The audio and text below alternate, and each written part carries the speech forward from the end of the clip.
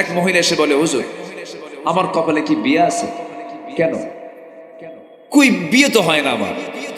রাসূল বললেন, কেন? বিয়ে তো অবশ্যই হবে, আমার অনেকগুলো সাহাবী আছে, বিয়ে হয়ে যাবে, যাও।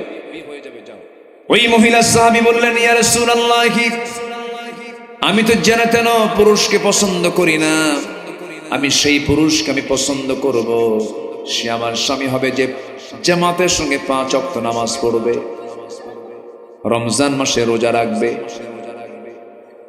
5 ওয়াক্ত নামাজ পড়বে, রমজান মাসে রোজা রাখবে। শুধু 5 ওয়াক্ত নামাজ পড়লেই হবে না, কিয়ামুল লাইল তাকে করতে হবে, এবং রমজান মাসে রোজা রাখলেই হবে না, তাকে গোটা বছর নফল রোজা রাখতে হবে। এই জাতীয় শর্ত যখন দেওয়া হলো, নবীজি মুস্কি মুস্কি হাসি মেরে বলছেন, এ কেমন জাতীয় শর্ত হলো? গোটা রাত নামাজ পড়বে, 5 ওয়াক্ত নামাজ পড়বে, রমজান মাসে রোজা রাখবে, গোটা বছর রোজা রাখবে, বইয়ের হক আদায় হবে কখন? কি কথা কি বুঝতেছেন? এত বড় শর্তগুলো, শর্ত যখন নবীর কানে চলে গেল, রাসূল বললেন, ঠিক আছে মহিলা, দেখি আমি চেষ্টা করে দেখব, দেখি কি করা যায়। নবীজি প্রস্তাব দিলেন। হঠাৎ করে সামনে থেকে একজন সাহাবী মুস্কি হাসি মেরে বলছে, হুজুর আমি রাজি আছি, আমি তারে বিয়ে করব। বিয়ে হয়ে গেল। বিয়ে হয়ে যাওয়ার কয়েক মাস পরে নবীর সামনে মহিলা এসে বলতেছে, ইয়া রাসূলুল্লাহ, যে শর্তের ভিত্তিতে বিয়ে হয়েছিল, আমার স্বামী কোনো শর্ত রাখে নাই, সব শর্ত ভঙ্গ করেছে। রাসূল বলেন, মহিলা, তুমি যার বিরুদ্ধে নালিশ করতে এসেছো সে তো তোমার স্বামী হতে পারে, কিন্তু সে তোমার সাহাবী, এক মুখে কথা শুনবো না, তোমার স্বামীকেও হাজির করো। বিচারকের দায়িত্ব এক মুখে কথা শোনা না, 2 মুখে কথা শোনা। বিচারের শর্ত কি? 2 মুখে কথা শুনতে হবে, মুখোমুখি হতে হবে। এবার রাসূল বলছেন, মহিলা বলো, 5 ওয়াক্ত নামাজ ভালো মতো পড়েছে, কিন্তু জামাতে পড়ে নাই। রমজান মাসে রোজা রেখেছে, কিন্তু সারা বছর রোজা রাখে নাই। গোটা রাত কোরআন তেলাওয়াতের কথা ছিল, গোটা রাত সে কোরআন তেলাওয়াত করে নাই।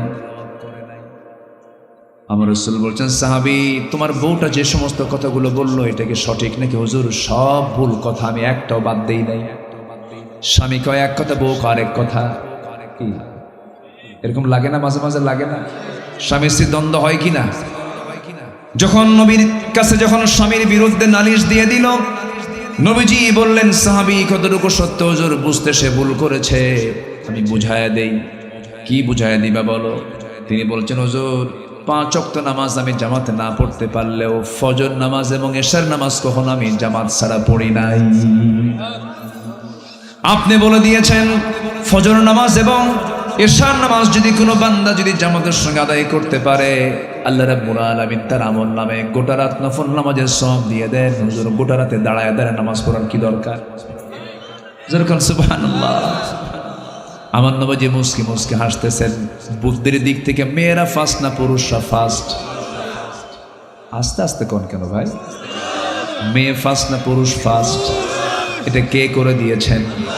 সাক্ষীর প্রয়োজন। সাক্ষী যদি পুরুষ একজন হয়, মহিলা লাগবে কয়জন? কয়জন? এটা কে ফয়সালা করেছেন? দোষ কার? আল্লাহ।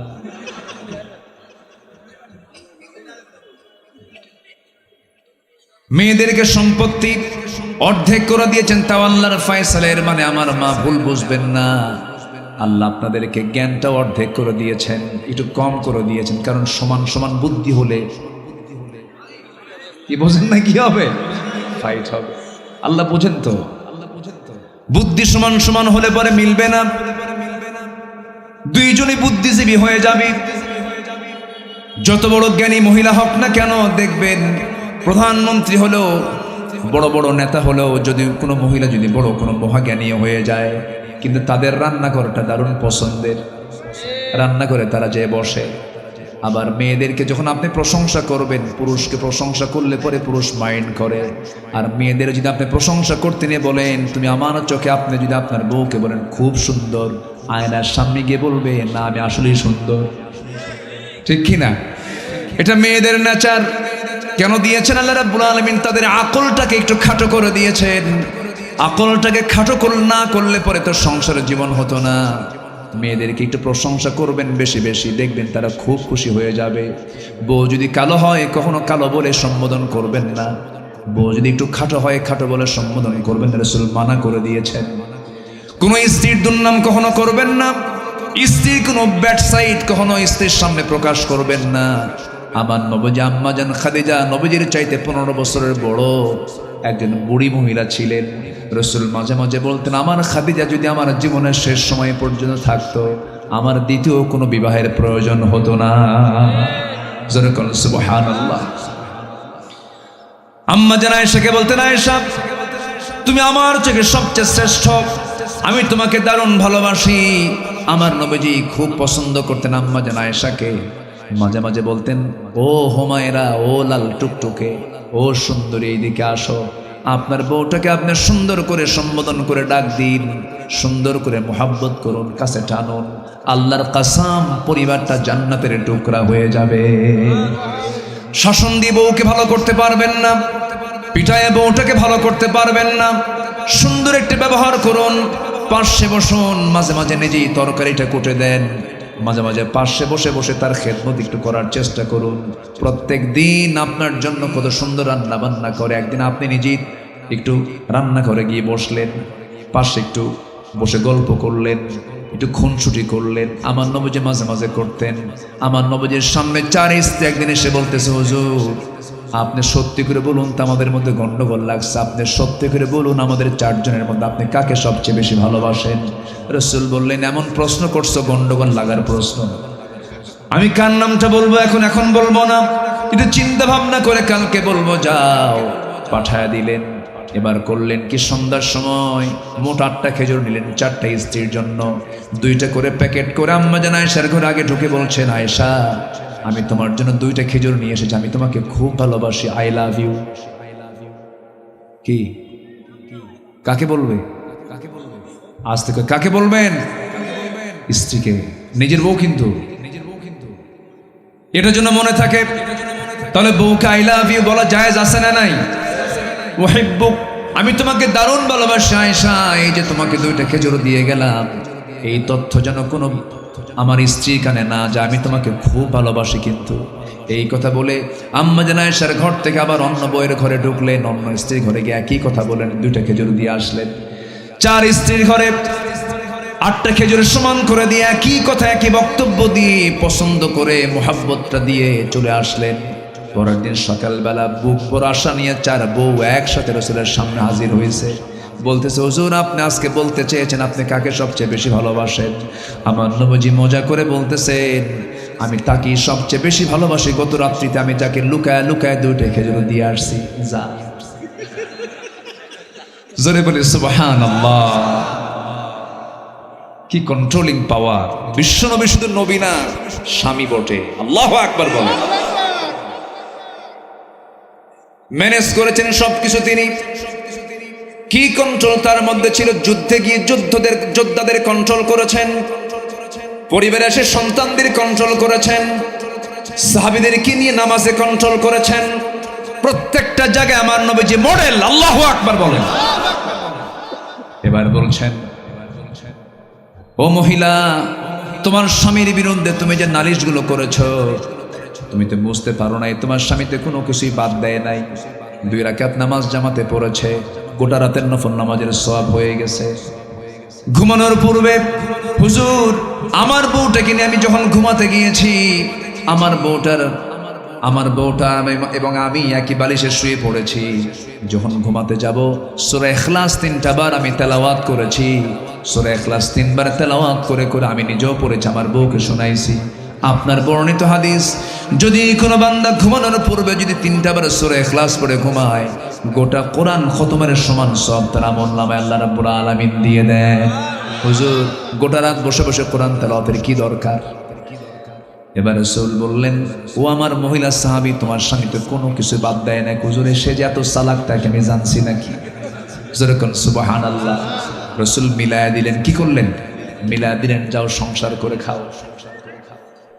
আল্লাহ রাব্বুল আলামিন বলেন, আল্লাহু খালিকু কুল্লু শাইইন ওয়া হুয়া আলা কুল্লি শাইইন কাদির। প্রশ্ন করুন, কোরআন বলো মানুষকে কেন সৃষ্টি করা হয়েছে? আমারা আল্লা তা'বুদু ইল্লা ইয়্যাহু যালিকা দ্বীনুল কাইয়্যিম। কোরআন বলে দাও জীবন মৃত্যু কেন সৃষ্টি করা হয়েছে? কোরআন জবাব দিচ্ছে আল্লাযী খালাকাল মাউতা ওয়াল হায়াতা লিয়াবলুয়াকুম আইয়ুকুম আহসানু আমালান ওয়া হুয়াল আজিজুল গফুর। জোরে বলুন আল্লাহু আকবার।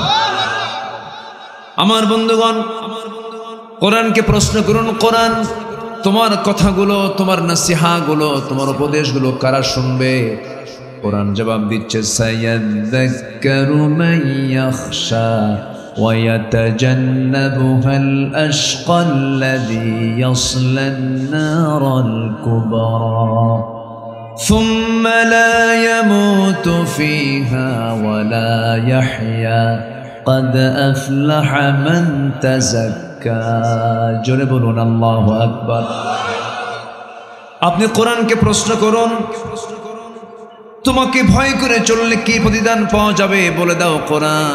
কোরআন বলছে লাকিনিল্লাযীনা ইত্তাকাও রাব্বাহুম লাহুম জান্নাতুন تجري من تحتها الأنهار خالدين فيها نزلا من عند الله وما عند الله خير للأبرار।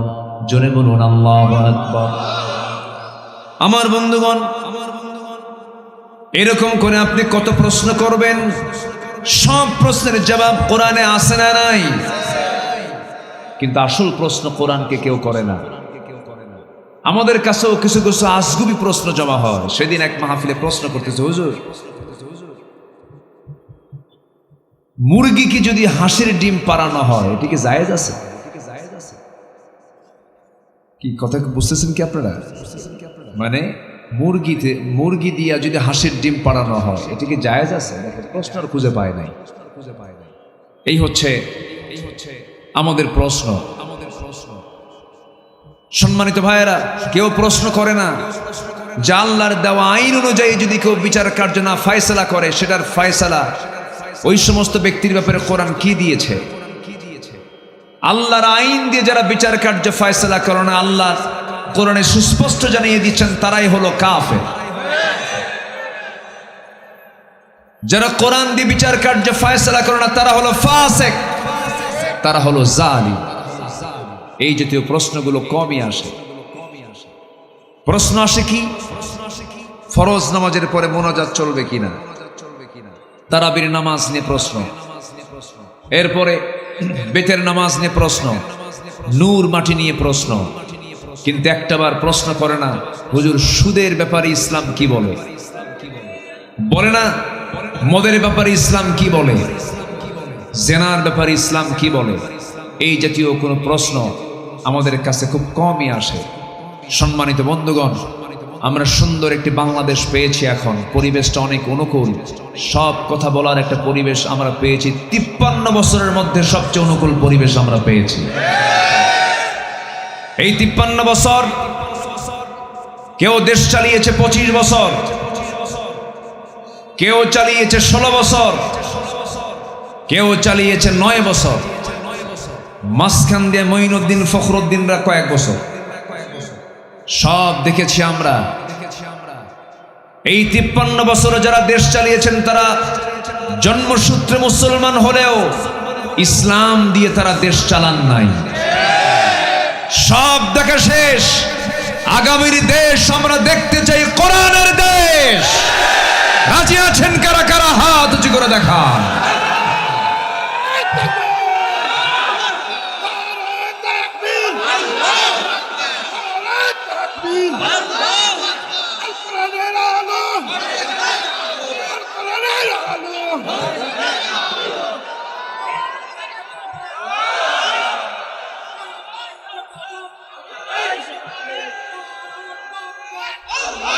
আল্লাহ কবুল করুন। জোরে বলি আমিন, আরো জোরে আমিন।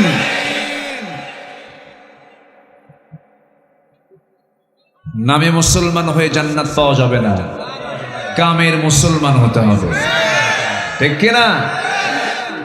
নামে মুসলমান তো বারাক ওবামাও হিন্দু নাম, খ্রিস্টান নাম বারাক হোসেন ওবামা, নাম শোনেন নাই? কোথাকার প্রেসিডেন্ট ছিল? আমেরিকা। এরকম করে বহু লোকের নাম আছে মুসলমান, কিন্তু চরিত্র হচ্ছে তার সম্পূর্ণ ইসলাম পরিপন্থী। আমরা জন্মসূত্রে মুসলমান হয়ে এই পরিচয় দিয়ে আমরা জান্নাত পাবো না। সবার আগে শর্ত হলো ইসলাম থাকতে হবে, ঠিক কিনা বলেন? সমস্যা না থাক না, ও আমাকে দেখতে সমস্যা হচ্ছে। আচ্ছা, সাউন্ড বক্স কেমনে সরাবে? না না, সবার কথা শুনলে কি আর হয়? সবার কথা শুনবেন কেমন? এই যে এরা এখন এই পিছন দিক দিয়ে বলে অসুবিধা হয় না, এটা টান দেওয়া দরকার না, তাহলে এটা টান দেওয়া দরকার, এটাও টান দেওয়া দরকার, এটাও টান দেওয়া দরকার। সবই যদি টান দেন, আপনি শুনছেন না হয় লক্ষ মানুষ, কিন্তু এই ক্যামেরা, এই অনলাইন, এই প্রযুক্তি এগুলো শোনায় দিচ্ছে কোটি কোটি মানুষকে। সবই তো ঠিক, কোনোটাই তো ঠিক নেই। কথা বলেন কেন? থাকুক না, একটু কষ্ট হবে, একটু কষ্ট করে একটু শোনেন, যা আছে থাকুক না, আমরা একটু মনোযোগ দিয়ে শুনি। আমাদের বাহিরের চোখ না খোলা থাকলেও, না দেখতে পেলেও দিলের চক্ষু দিয়ে আমরা দেখি। জোরে বলি ইনশাআল্লাহ। একটু বসুন সম্মানিত ভাইয়েরা। এরা আবার কি করে? এই বাচ্চারা, মুরব্বী কোয়া যাবে না তো, বাচ্চারা বসো, মানে কি যে বেকায়দা। বসো আব্বু, বসো,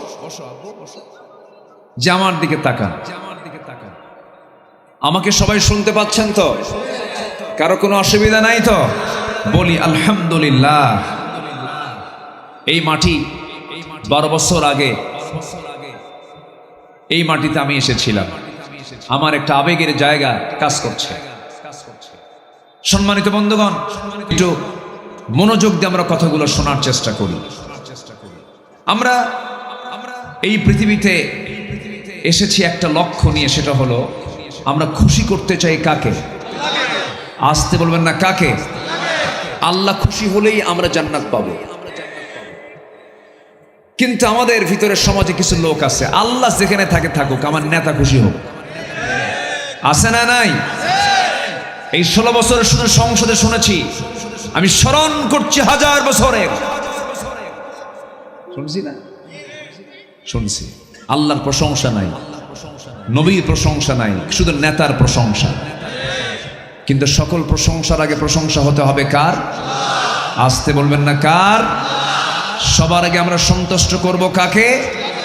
আল্লাহকে। আল্লাহ যদি আমার রাজি হয়, তুমি কে? ঠিক কিনা? আমার সঙ্গে পারে কে?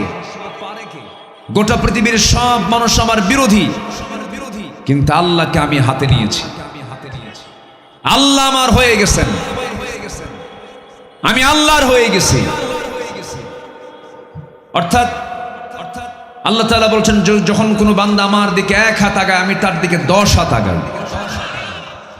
যদি আমরা আল্লাহর হয়ে যাই, পৃথিবীর কাউকে লাগে? আসতে বলবেন না, লাগে? সে আল্লাহকে কাছে নেওয়ার জন্য দরকার হচ্ছে ইবাদত। কি দরকার বলেন? ইবাদত। এক জায়গায় না সব জায়গায়? আসতে কবেন না, ইবাদত এক জায়গায় না সব জায়গায়? রাতের বেলা যখন বইয়ের সঙ্গে শুয়ে থাকবো, এটা কি ইবাদত নয়? আসতে কর, ইবাদত নয়? অবশ্যই। অন্যের বউ না কিনতে হবে, হ্যাঁ, নিজ স্ত্রী হতে হবে। এখন তো পরকীয়ার পরিমাণ কমছে না বাড়ছে? বাড়ছে। নিজের বউ ভাল লাগে না। বিকৃত রুচির কিছু বদমাইশ আছে না নাই? আছে না নাই? আচ্ছা, বিকৃত রুচি। আর সেই বিকৃত রুচির লোকগুলো আজকে উপদেষ্টার মতো জায়গায় বসে যায়। মুস্তাফা সরওয়ার ফারুকী তার বউকে দিয়ে নাচায়। মুস্তাফা সরওয়ার ফারুকীর চিন্তা চেতনা হলো সমকামিতা, লিভ টুগেদারে বিশ্বাসী। চরিত্রহীন মানুষ কখনো 18 কোটি মানুষের প্রতিনিধিত্ব করতে পারে না। রক্ত রক্ত দিয়েছে যুবকরা, রক্ত দিয়েছে আমার ছাত্ররা, রক্ত দিয়েছে আমাদের সন্তানরা। সন্তানদের রক্তের সঙ্গে প্রতারণা করা যাবে না ভাই। এই বিজয়টা এসেছে, আমাদের ধরে রাখার দরকার আছে না নাই? ধরে রাখতে হবে। তবে এই সম্মান, এই বিজয় ধরে রাখার জন্য সবচেয়ে বড় অস্ত্র হলো সুন্দর চরিত্র। কিছু বলেন বলেন বলেন বলেন সুন্দর চরিত্র। ইবাদত দিয়ে আমার নিজের জীবনকে সুন্দর করে সাজিয়ে নিতে হবে। কিন্তু আমি যে ইবাদত করব, ইবাদত আমার কবুল হচ্ছে না, আমার ভিতরে কিছু প্রবলেম আছে। আমার আপনার মধ্যে যদি এই প্রবলেমগুলো থেকে যায়, আমার কোনো দোয়া, কোনো ইবাদত কবুল হবে না। কার কথা? মোটামুটি কোনো বান্দার মধ্যে ভিতরে যদি 10টা অপকর্ম থাকে, 10টা অপকর্ম, অপকাজ যদি থাকে, আল্লাহ তার কোনো ইবাদত কবুল করবেন না। এই 10টা অপকর্মের একটা লম্বা একটা কথা আমাকে বলতে হচ্ছে। আমাকে সময় দিচ্ছেন তো নাকি? আমাকে সবাই সময় দিতে রাজি আছেন তো? আমি এসেছি এখানে মাগরিবের সময়, ভাবছি এসার পর পরই উঠব, কিন্তু আমাকে উঠায়া দিতে দিতে মাহফিলের পোস্টারে লেখা থাকে প্রধান বক্তা, মাহফিল এসে হয়ে যায় শেষ বক্তা। শেষে উঠছি, মানুষের এখন যাবার সময়, ফেরার সময় হয়ে যায়। তা আমি খুব বেশি লম্বা সময় নেব তা না, আমাকে একটু সময় দিবেন। আমাদের ইবাদতগুলো কবুল হবে ওই 10টি অপকর্ম যদি আমরা ছেড়ে দেই। নাম্বার 1, মুনাফিকি ছাড়বো আগে। কি ছাড়বো আগে? মুনাফিক তো জেনাই দেয় নাই, আসতে বলে আছে, মুনাফিক আছে।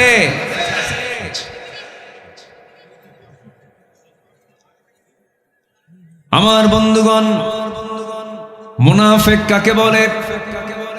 মুনাফিক কোন ব্যক্তির ভিতরে কোন চরিত্রগুলো থাকলে তাকে মুনাফিক বলা যায়?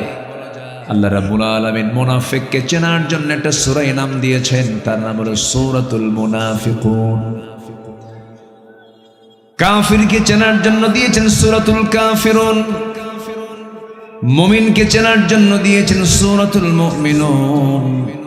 আমার বন্ধুগণ, সেই মুনাফিকদের চরিত্র নিয়ে আল্লাহ রাব্বুল আলামিন শুরুতেই তিনি বলছেন, সূরা মুনাফিকুনের মধ্যে বলছেন, ইন্নাল মুনাফিকিনা লাকাযিবুন। মুনাফিকদের 1 নম্বর চরিত্র হলো তারা হলো চরম মিথ্যাবাদী।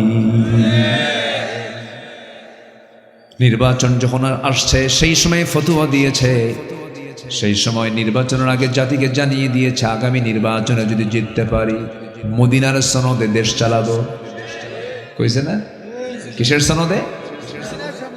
মদিনার সনদ না, মোদির সনদে দেশ চালাইছে।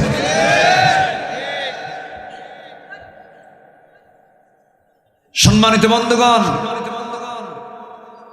মিথ্যা আছে যার ভিতরে, সেই লোকটাই মুনাফিক। এখন এটাকে যদি আপনি বাঁচতে যান, একটু বাঁচতে থাকেন, একটু ছাঁটাই করতে থাকেন, নিজের মধ্যে সম্ভাবনা আছে না নাই? আসতে বলে, আসতে বলে আছে। বড় টেনশনের বিষয়। আমার নবীজির একজন প্রিয় সাহাবীর কাছে মদিনায় আমার নবীজি একজন সাহাবীর কাছে মুনাফিকের তালিকা রেখে দিয়েছিলেন। ওই সাহাবী জানতেন কে কে মুনাফিক। সেই সাহাবীর নাম হলো হুযায়ফা। সাইয়েদনা ওমর ফারুক রাদিয়াল্লাহু আনহু একদিন তার সামনে গিয়ে অঝরে ঝরায় কাঁদতেছেন, কেঁদে কেঁদে বলছেন, ভাই হুযায়ফা, দেখো তো তোমার কাছেই তো সমস্ত মুনাফিকের তালিকা আছে, সেই মুনাফিকদের তালিকার মধ্যে আমি ওমর, আমার নামটা আছে কিনা? কে বলতেছে? কে? উনি কি সাধারণ মানুষ? জান্নাতের সংবাদ পেয়েছেন, দুনিয়াতে বসেই রাসূল যার শানে বলেছেন আমার পরে যদি নবুয়তের সিলসিলা জারি থাকতো লাকানা ওমর, আমার ওমর নবী হয়ে যেত। এত বড় গুণসম্পন্ন একজন মানুষ কেঁদে কেঁদে বলতেছে, দেখো তো আমার নামটা সেই তালিকার মধ্যে আছে কিনা। কি পেরেশান ছিলেন তারা, নিজেকে নিয়ে কি তারা টেনশন করেছেন। সারা রাত সেজদা দিয়ে কেটেছে তাদের রাতগুলো। দিনের বেলা ঘোড়ার পিঠে চলেছে, এত ভালো অনেক আমলগুলো করেছেন। কি বড় একজন শাসক তিনি ছিলেন। সেই সময়ের শাসক আর বর্তমান হালের শাসকের মধ্যে কি তফাৎ দেখেন। ছোট্ট একটা ইতিহাস বললেই স্পষ্ট হয়ে যাবে। প্রথম খলিফার নাম কি বলেন? আবু বকর রাদিয়াল্লাহু তাআলা আনহু। যেদিন খেলাফতের মসনদে বসে গেলেন, সেই দিন আবু বকর সিদ্দিক রাদিয়াল্লাহু তাআলা আনহু শেষ রাত্রিবেলা আগের থেকেই খেদমত করতেন। খেলাফতের দায়িত্ব পাওয়ার পরও খেদমত ছাড়েন নাই।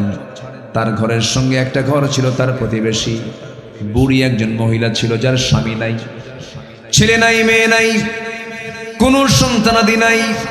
সাইয়েদনা আবু বকর সিদ্দিক রাদিয়াল্লাহু তাআলা আনহু সেই বুড়ি মহিলার ঘরে প্রত্যেক রাতে ঢুকতেন। শেষ রাত্রে ঢুকে বুড়ি মহিলার কাপড় চোপড় ধুয়ে দিতেন, গোসল করায়া দিতেন, পানি আগায়া দিতেন, খাবার দাবার জোগাড় করে দিতেন।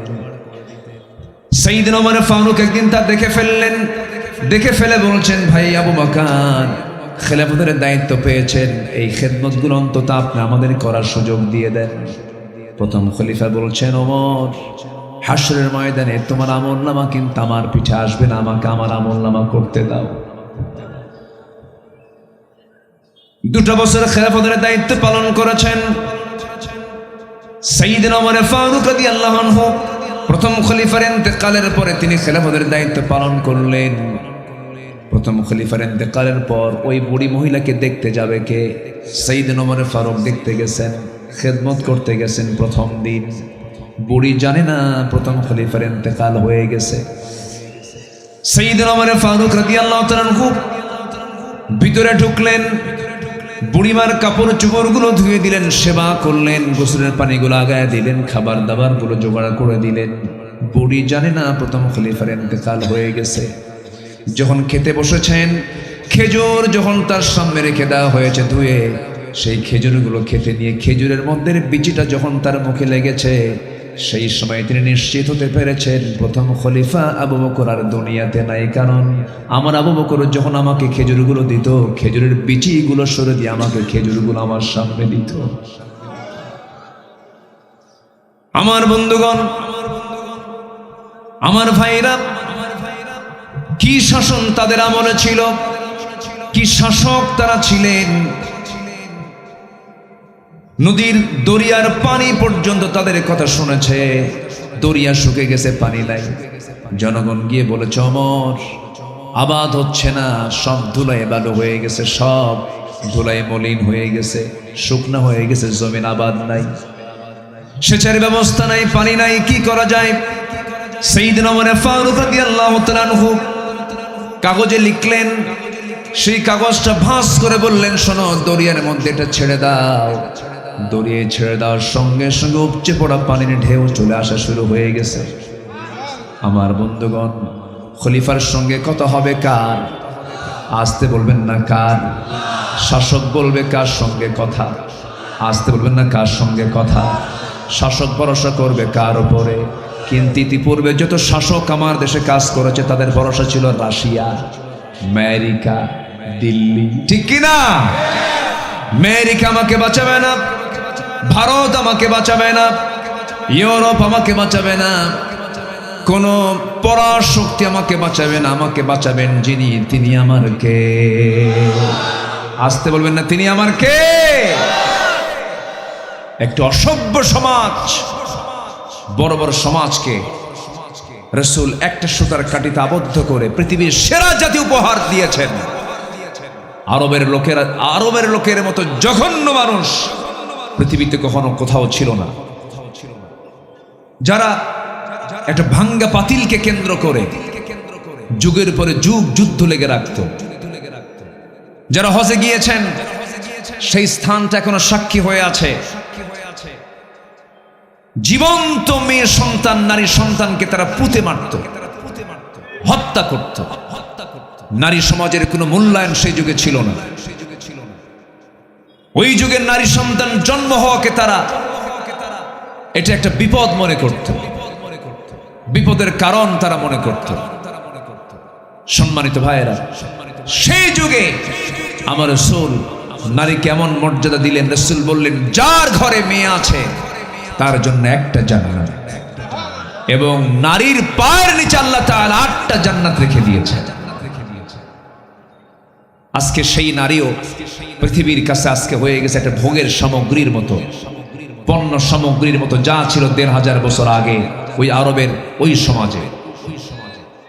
আজকে বলা হচ্ছে স্বাধীনতার নামে মেয়েদেরকে উলঙ্গ করে রাস্তায় বের করানো। মেয়েরা উলঙ্গ হয়ে রাস্তায় বের হওয়া তাদের সম্মানের না, এটা অপমানের। বরঞ্চ নারীদের চামড়াকে ঢেকে দেওয়া, পর্দার পরিবেশে রাখাই হলো তাদের সম্মান রক্ষার একমাত্র হাতিয়ার। সম্মানিত ভাইয়েরা, আমার নবীর সামনে এক সাহাবী, সুন্দর চেহারার অধিকারী, নবীর সামনে দাঁড়িয়ে কালিমা ঘোষণা করলেন, ইসলাম কবুল করে নিয়েই হাউমাউ করে কাঁদেন। রাসূল বলছেন, সাহাবী তুমি দিন গ্রহণ করার পর আবার কাঁদো কেন? হুজুর ইসলাম তো কবুল করছে, কিন্তু কোনোদিন আমি এরকম মনে করি নাই, কিন্তু ইসলাম গ্রহণের পর আমার একটা বিষয় খুব উকি মারতেছে। কি সেই বিষয়টা? হলো আপনি বলে দিয়েছেন আমাকে আমার সব গুনাহ মাফ হয়েছে, কিন্তু আমার কাছে মনে হয় সব গুনাহ মাফ হলেও একটা গুনাহ আমার মাফ হয় না, সেটা হলো খুনের গুনাহ। কি খুন করেছে তুমি বলো? হুজুর নিজের হাতে নিজের মেয়েকে আমি খুন করেছি। কেমন করে? ওই যুগের সময়, ওই যুগের কারণে, ওই সময়ের কারণে মেয়ে সন্তানকে আমি মনে করতাম বিপদের কারণ, হত্যা করেছি। আমার নবীজির সামনে হাঁটু করে দিয়ে বসে থাকে সেই সাহাবীর সামনে রাসূল তাকিয়ে থেকে বলছেন, একটু বলো তো, একটু শুনি, তুমি কেমন করে মারলে তোমার নিজের মেয়েকে? সাহাবী নবীর সামনে বর্ণনা করছেন, এমন ভাবে বর্ণনা করছিলেন, সিরাত গ্রন্থে এসেছে নবীজির চোখের কোনা বেয়ে টপ টপ করে পানি পড়ছিল। সাহাবী বলছেন, ইয়া রাসূলুল্লাহ, আমার স্ত্রীর গর্ভে সন্তান আসলো।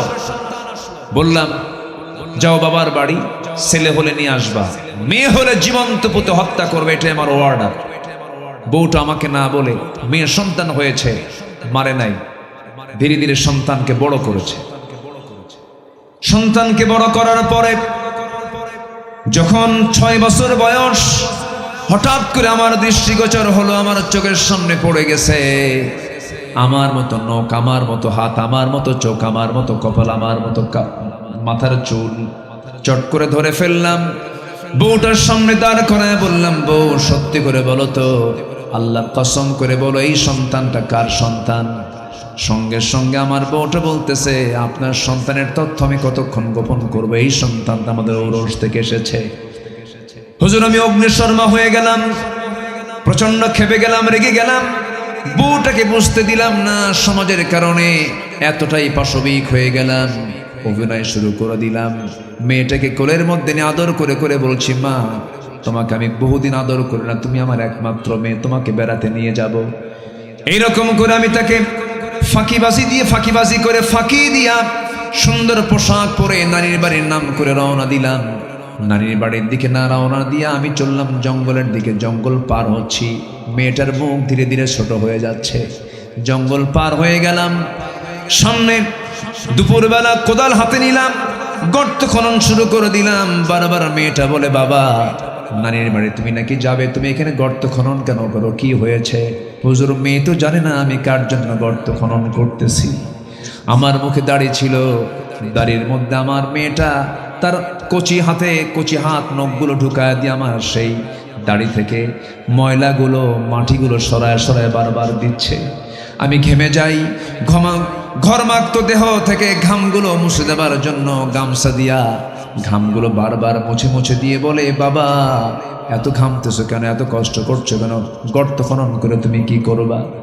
আমার আদর করে, আমার দাড়ির ময়লা সাফ করে দেয়, আমার গায়ের ঘাম গামছা দিয়ে মুছে দেয়।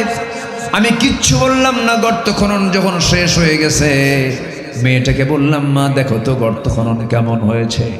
আমার মেয়েটা মুচকি হাসি মেরে গর্তের কাছে গিয়ে যখন উকি মেরে দেখতে নিয়েছে সরল মনে, আমি পিছন দিকে চলে আসলাম। পিছন দিকে চলে এসে সজোরে পিছন দিক থেকে এমন জোরে ধাক্কা মারলাম, এক ধাক্কায় বাচ্চাটা উপর হয়ে পড়ে গেল গর্তের মধ্যে। চট করে চিত হয়ে দুইটা হাত এক জায়গায় করে বলছে, বাবা বুঝতে পেরেছি আমার আম্মার কথাটাই সত্যি, আমার মার কথাই সত্যি। বাবা তুমি আজকে আমাকে মেরে ফেলার জন্য কিনে নিয়ে এসেছো। বাবা আমি জানি তুমি আজকে আমাকে মেরেই ফেলবে, কিন্তু একটাবার তুমি আমাকে চান্স দিয়ে দাও, একটাবার আমি তোমার কাছে প্রাণ ভিক্ষা চাই, প্রয়োজনে দুনিয়ার অন্য কোথাও গিয়ে লুকায়া থাকবো, তোমার সামনে চেহারা দেখাবো না, একটাবার তুমি আমাকে বাঁচার সুযোগটা দিয়ে দাও। বাবা তুমি আমাকে মেরো না হুজুর, আমার দিলের মধ্যে চুল পরিমাণ মোহাব্বত জাগ্রত হলো না, শিরকিয়াতের কারণে পাশবিক হয়ে গেলাম। হাতের মধ্যে পাথর নিলাম, বড় ওজনের পাথর নিয়া আমার কলিজার টুকরা সন্তান চিত হয়ে শুয়ে থেকে বারবার আকুতি করছে বাঁচার জন্য। আমি চোখ বন্ধ করে একটা পাথর মেরে দিলাম, বুক বড় গিয়ে লাগলো, ফিঙ্কি দিয়ে রক্ত পড়ে গেল। ছটফট করতে করতে আমার চোখের সামনে আমি পাথর চাপা দিয়া, মাটি চাপা দিয়ে আমি তাকে জনমের মতো শেষ করে দিলাম। আমার নবীজি কথাগুলো শুনতেছিলেন আর বলছেন, ও আমার সাহাবী তুমি চিন্তা করো না সাহাবী, তোমার এইরকম একটা বড় গুনাহ তুমি করেছো, ইসলাম এনেছো, ঈমান কবুল করেছো, ঈমানটা গ্রহণ করেছো, এই গুনাহ আল্লাহ পাক তোমার জীবন থেকে মুছে দিয়েছে। আমার বন্ধুগণ, সেই বর্বর, সেই অসভ্য, সেই অজ্ঞ জাতিকে যদি রাসূল এক সুতার কাঠিতে আবদ্ধ করতে পারেন, কোনো তন্ত্রমন্ত্র দিয়ে নয়, দুনিয়ার কোনো বিধিবিধান দিয়ে নয়, দুনিয়ার কোনো আইন কানুন দিয়ে নয়, কি দিয়া? কোরআন দিয়া। আজকেও যদি এই কোরআন দিয়ে যদি আমরা সমাজ, পরিবার, রাষ্ট্র যদি গড়ার উদ্যোগ নেই, বাংলার জমিন হবে গোটা পৃথিবীর 200 কান্ট্রির জন্য একটা রোল মডেল। আমরা দেশকে সাজাতে চাই কোরআন দিয়ে, রাজি আছেন? আল্লাহ কবুল করুন, জোরে বলি আমিন। কোনো বেনামাজি নেতা হবে না, আস্তে কন কেন? কোনো চোর নেতা হবে না। চোর তো দেখলাম 16 বছর 18 লক্ষ কোটি টাকা দেশ থেকে, 11 লক্ষ কোটি টাকা দেশ থেকে পাচার করেছে। দেশের ঋণ ছিল হলো ওদের আমলে 18 লক্ষ কোটি টাকা। এমন সংসার গড়েছে ঋণ রেখে, পালাতে বাধ্য হয়েছে তারা। সম্মানিত ভাইয়েরা, সেই দেশকে সাজানোর জন্য, সেই দেশকে বেগমান করার জন্য একমাত্র এখন দরকার হলো যোগ্য নেতৃত্বের। কোন চাঁদাবাজ, কোন সন্ত্রাসী, কোন জেনাকার, কোন চরিত্রহীন লম্পটের নেতৃত্বে বাংলার জমিন আমরা হতে দেব না। রাজি আছেন কারা কারা? হাত উঁচু করে দেখান।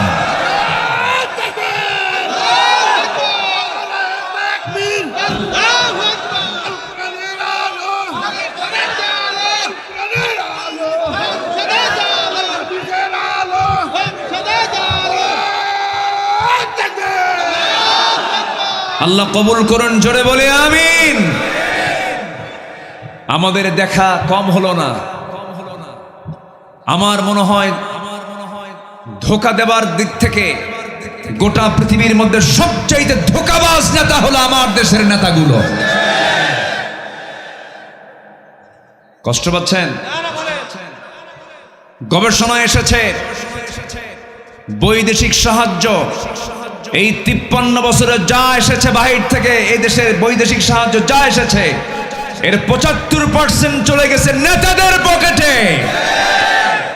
জনগণ পায় নাই, সব দেখা শেষ আমাদের। আমরা আর ধোঁকা খেতে চাই না, আমরা দেখতে চাই একটাবার কোরআন। রাজি আছেন তো সবাই? সবাইকে রাজি আছেন? যে নেতা নামাজ পড়বেন আগে বলবে তুই আগে নামাজ ধর, তোর বউকে পর্দা করা, ইসলাম মেনে চল, সুদের কারবার বাদ দে, মদের বোতল বন্ধ করো, এইভাবে আপনি নসিহা করবেন। সম্মানিত ভাইয়েরা, মুগ্ধ জীবন দিয়েছে শহীদ আবু সাইদ, বুকটা পেতে দিয়েছে, গুলির সামনে মাথা নত করেনি, ঠিক কিনা? আবু সাইদ মারা যায় আর আমার দেশের মুফতিরা ফতুয়া দেয় ও শহীদ না। তুমি কোন কসু? তুমি কোন কসু হইছ? মরা এত সস্তা না, যত রক্ত লাগে দেব, প্রয়োজনে লোক পাঠাবো, আমি যাব না। কি ঠিক কি না বলেন? এই চরিত্র আবু সাইদের ছিল না। আবু সাইদ মুগ্ধরা রিয়ালি দেশকে ভালোবাসে, জুলুম থেকে বাঁচার জন্য 18 কোটি মানুষকে জগদ্দল পাথর থেকে বাঁচানোর জন্য তারা বুকের তাজা প্রাণ ঢেলে দিয়েছে। আর এরা ফতুয়াবাজি করে। কষ্ট পাচ্ছেন নাকি? কথা বলবো? সবাই কথা শুনতে রাজি আছেন? ইবাদত কবুল হবে 1 নাম্বার, সেটা হলো মুনাফিকি বাদ দিতে হবে। বুক মুখ 2 রকম না 1 রকম? বলেন, বুক মুখ 2 রকম না 1 রকম? এক মুখে যা বলবো বুকেও তা রাখবো, বুকে যা রাখবো মনে যা রাখবো মুখেও তা বলে ফেলবো। যার বুক এবং মুখ এক নাই হলো টাটকা মুনাফিক। আছে না নাই? সামনে সালাম দেয়, ভাই আমি আপনার দারুণ ভক্ত, শুধু ঘুরলেই হারামজাদা। এরকম চরিত্রের লোক আছে না নাই বলেন তো? আছে না নাই? আল্লাহ ওরে জাহান্নামের ভিত্তি উদ্বোধন করবেন মুনাফিক দিয়ে। আল্লাহ মুনাফিক থেকে বাঁচান আমাদেরকে। জোরে বলি আমিন, আরো জোরে আমিন। মুনাফিকরা ইসলামের ক্ষতি করেছে সবচেয়ে কম না সবচেয়ে বেশি? সবচেয়ে কম না সবচেয়ে বেশি? মুনাফিকি বাদ দেব। অনেকগুলো পয়েন্ট তো, আমি বেশি লম্বা সময় নিয়ে আমি টানতে পারছি না। আসেন আবার 2 নম্বরে। ওই বান্দার ইবাদত কবুল হবে না যে বান্দা নামাজে অলসতা করে। অলসতা আছে না নাই? ফজর নামাজে মসজিদে যায় না। মুনাফিককে চেনা যায় হলো, মুনাফিকরা জোহরও পড়ে, আসরও পড়ে, মাগরিবও পড়ে, কিন্তু মুনাফিকদের চেনার 2টা পয়েন্ট আছে, সেটা হলো ফজরে আর এশার নামাজ ওরা পড়তে পারে না। এখন বলেন, যারা ফজর এবং এশার নামাজ না পড়তে পারে তাহলে তার মধ্যে কিসের খাসলত বলেন তো? আসতে কয়, আরো জোরে, আরো জোরে। মুনাফিক। ফজর কি সবাই পড়বো? আসতে বলে, সবাই কি পড়তে রাজি আছেন?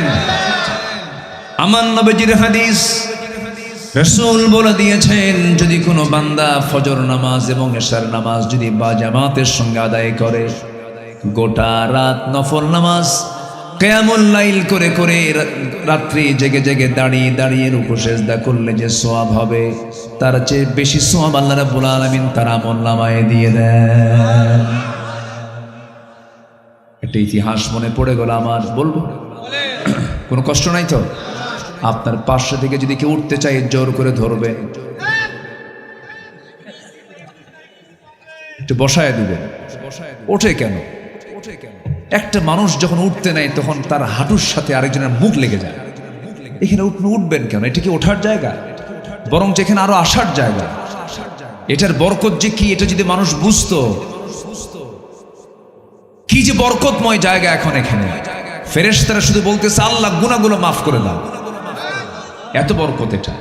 বসেন, যতক্ষণ থাকবেন গুনাহ শুধু ঝরতে থাকবে। বসতে থাকেন, বসুন সবাই। আমার নবীর সামনে, আমার কি বিয়ের কিসমতে নাই? আমার নবীজি খুব ফ্রি ছিলেন, সবার সঙ্গে ফ্রি হয়ে চলতেন। সাহাবীরা রাসূলের সঙ্গে মানে ফ্রি হয়ে কথা বলতেন, কোনো ভয় পেত না। নবীজি ভয়ের কোনো মানে অপশন রাখেন নাই। রাসূলকে দেখে যে কেউ ভয় পেত এমনটা না। রাসূল ছিলেন মুখ গমটা মানুষ না হাসি খুশি মানুষ? হাসি খুশি। পেটে খাবার নাই কিন্তু মুখের হাসি ফুরাতো না। দেখবেন কিছু কিছু লোক আছে হাসেও না কান্দেও না। কিছু লোক আছে না এরকম ধরনের। ওদের বউরা যে সংসার কেমনে করে আমার বুঝে আসে। ওদের বউরা হয়তো মাঝে মাঝে দোয়া করে, আল্লাহ এই মরবে কোন দিন, একটু হাসি থাকা দরকার।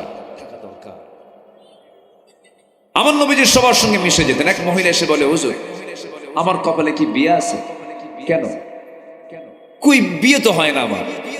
রাসূল বললেন, কেন? বিয়ে তো অবশ্যই হবে, আমার অনেকগুলো সাহাবী আছে, বিয়ে হয়ে যাবে, যাও।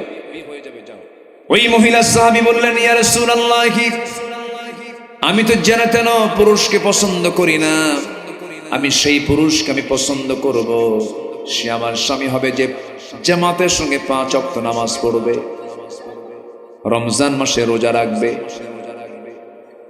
5 ওয়াক্ত নামাজ পড়বে, রমজান মাসে রোজা রাখবে, শুধু 5 ওয়াক্ত নামাজ পড়লেই হবে না, কিয়ামুল লাইল তাকে করতে হবে, এবং রমজান মাসে রোজা রাখলেই হবে না, তাকে গোটা বছর নফল রোজা রাখতে হবে। এই জাতীয় শর্ত যখন দেওয়া হলো, নবীজি মুস্কি মুস্কি হাসি মেরে বলছেন, এ কেমন জাতীয় শর্ত হলো? গোটা রাত নামাজ পড়বে, 5 ওয়াক্ত নামাজ পড়বে, রমজান মাসে রোজা রাখবে, গোটা বছর রোজা রাখবে, বইয়ের হক আদায় হবে কখন? কি কথা কি বুঝতেছেন? এত বড় শক্ত শর্ত যখন নবীর কানে চলে গেল, রাসূল বললেন, ঠিক আছে মহিলা, দেখি আমি চেষ্টা করে দেখব, দেখি কি করা যায়। নবীজি প্রস্তাব দিলেন। হঠাৎ করে সামনে থেকে একজন স্বামী মুস্কি হাসি মেরে বলছে, হুজুর আমি রাজি আছি, আমি তারে বিয়ে করব। বিয়ে হয়ে গেল। বিয়ে হয়ে যাওয়ার কয়েক মাস পরে নবীর সামনে মহিলা এসে বলতেছে, ইয়া রাসূলুল্লাহ, যে শর্তের ভিত্তিতে বিয়ে হয়েছিল, আমার স্বামী কোনো শর্ত রাখে নাই, সব শর্ত ভঙ্গ করেছে। রাসূল বলেন, মহিলা, তুমি যার বিরুদ্ধে নালিশ করতে এসেছো সে তো তোমার স্বামী হতে পারে, কিন্তু সে তোমার সাহাবী। এক মুখে কথা শুনবো না, তোমার স্বামীকেও হাজির করো। বিচারকের দায়িত্ব এক মুখে কথা শোনা না, 2 মুখে কথা শোনা। বিচারের শর্ত কি? 2 মুখে কথা শুনতে হবে, মুখোমুখি হতে হবে। কিন্তু বিগত 16 বছর যে রায়গুলো হয়েছে, 2 পক্ষ না 1 পক্ষ। অটো রায়। কি রায়? অটো রায়। সাকা চৌধুরী নাম শুনেছেন তো? সালাউদ্দিন কাদের চৌধুরী। সালাউদ্দিন কাদের চৌধুরী, যাকে ট্রাইব্যুনালের রায় দিয়ে চট্টগ্রামের বড় একজন নেতা ছিল, হেভিওয়েট একজন নেতা ছিল। তার বাবা ছিল একজন পাকিস্তান পার্লামেন্টের একজন স্পিকার, অনেক বড় লিডার তিনি ছিলেন। তার ছেলে সালাউদ্দিন কাদের চৌধুরী, উনি ওই ট্রাইব্যুনালকে বলেছিলেন এটা অচল ট্রাইব্যুনাল। বুক উঁচু করে বলেছিলেন, অনেক শক্ত শক্ত কথা বলেছিলেন। সম্মানিত ভাইয়েরা, সম্মানিত বন্ধুগণ, যে রায়গুলো হয়েছে, আল্লামা সাঈদীর বিরুদ্ধে যে মামলা হয়েছিল, যে মামলা সাজিয়েছিল, সেই মামলার যে 1 নম্বর সাক্ষী সরকার পক্ষে, তার সঙ্গে আমার দেখা হয়েছিল পিরোজপুর গত 17 অগাস্ট। শুকরঞ্জন বালি। আমি তাকে বললাম, দাদা বাবু, আপনি হলেন সরকার পক্ষের সাক্ষী, আপনি আমাদের পক্ষে আসলেন কেমন? বলে, এত বড় নির্জলা মিথ্যা কথা কি বলা যায়? আমার চোখে সাঈদীর মতো ভালো মানুষ আমার চোখে দ্বিতীয়টা পড়ে নাই। একটা হিন্দু, তাকে ইন্ডিয়ায় ঢুকায় দেওয়া হলো, 5টা বছর জেল খেটেছে, হাত পা গুঁড়ো করে দিয়েছে, তাকে অনেক প্রস্তাব দিয়েছে, এরপরেও কোনো প্রস্তাবে তাকে রাজি করানো যায় নাই। তার ঈমান নাই, কিন্তু ঈমানের গুণ আছে। আর আমার দেশের কিছু কাঠমোল্লা আছে, এলেম আছে, কিন্তু মুনাফিকি করে ঈমান বিক্রি করে ফেলে। কি রায়গুলো দিল? সাক্ষী, কোন সাক্ষী? ঘটনা হলো 71, সাক্ষীর জন্ম হলো 76। সাক্ষীর জন্ম যদি 76 হয় আর ঘটনা যদি 71 হয়, তাহলে দেখলো কেমনে? রুহের জগৎ থেকে দেখছে। কিসের জগৎ থেকে? রুহের জগৎ থেকে। কম কথা? রায়গুলো দিয়ে দিল। আল্লামা সাঈদীকে শেষ পর্যন্ত তারা শেষ করতে পারছে না। ওদের গাজলে এই জনপ্রিয় ব্যক্তিকে রাখা তো আমাদের জন্য চরম বিপদের কারণ। এই কথা চিন্তা করে তারা করলো একটা নাটক সাজালো 15 অগাস্টের আগের দিন থেকে। নাটক সাজায়া একটা সুস্থ মানুষকে হসপিটাল, কি বল, জেলখানা থেকে বের করে সুস্থ মানুষকে নিয়ে গেল হসপিটালে। সন্তানদের সঙ্গে সাক্ষাতের সুযোগ করতে দেওয়া হলো না। জেলখানা থেকে সুস্থ মানুষকে ধরে হসপিটালে ভর্তি করায় একজন সুস্থ মানুষ হাসি মুখে ঢুকলেন।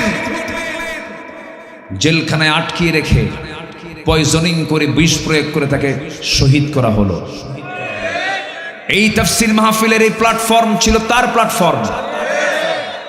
অতএব তারই গড়ানো এই প্ল্যাটফর্ম থেকে জানাতে চাই,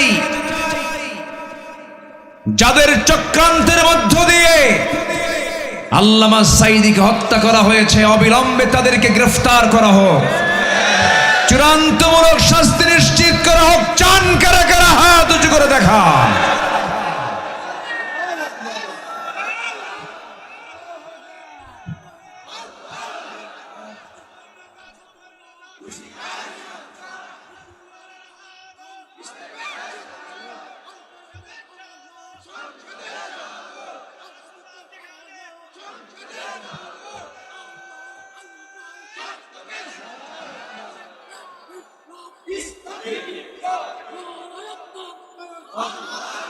আল্লাহ কবুল করেন, জোরে বলে আমিন।